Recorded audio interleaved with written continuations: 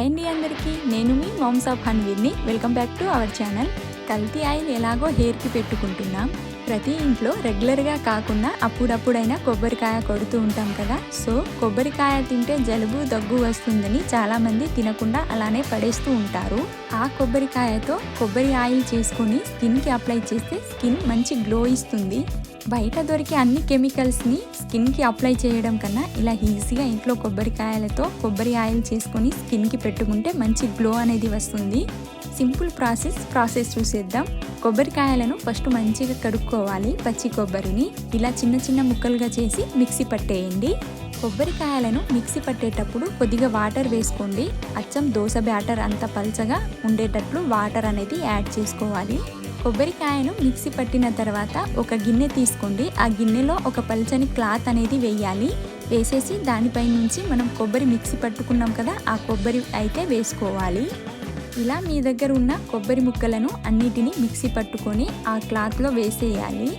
మనం ఇంట్లో చేసే కొబ్బరికాయతో వచ్చే నూనె కొద్దిగా అయినా ఉండొచ్చు, అది మన హెయిర్కి సరిపోదు.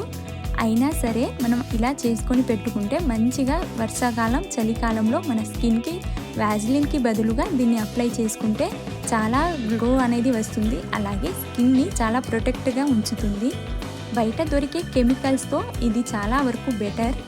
మీరు కనుక రెగ్యులర్గా కొబ్బరికాయ కొడుతూ ఉంటే మాత్రం మీ హెయిర్కి కూడా సరిపోతుంది ఈ ఆయిల్. ఇలా మనం కొబ్బరి ముక్కలను అన్నీ మిక్సీ పట్టేసి ఒక క్లాత్లో వేసేయాలి. ఇప్పుడు ఆ క్లాత్ని గట్టిగా పిండాలి. అయితే కింద మొత్తం కొబ్బరి పాలు అనేది వచ్చేస్తుంది. ఫస్ట్ ఇలా గట్టిగా పిండేసిన తర్వాత ఫస్ట్లో ఉన్న పాలు మొత్తం గిన్నెలో వచ్చేస్తుంది. మళ్ళీ ఆ కొబ్బరి పొడిలో కొద్దిగా అలా వాటర్ వేసి మళ్ళీ మిక్సీ పట్టాలి. అలా మిక్సీ పట్టేసి మళ్ళీ క్లాత్లో వేసేసి పిండేయండి. ఇలా 2 టైమ్స్ రిపీట్ చేస్తే సరిపోతుంది. కొబ్బరికాయలో ఉండే నూనె మొత్తం పాల ద్వారా గిన్నెలోకి వచ్చేస్తుంది అన్నమాట. అలా అని మిక్సీ పట్టేటప్పుడు ఎక్కువ వాటర్ వాడకండి. నేను చెప్పాను కదా, దోశ బ్యాటర్ అంతా పల్చగా ఉండేటట్టు చూసుకోండి. అంతే.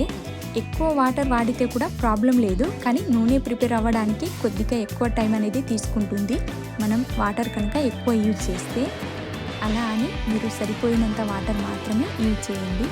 నేను ఈ ఆయిల్ ప్రిపేర్ చేయడం దీంతో సెకండ్ టైం.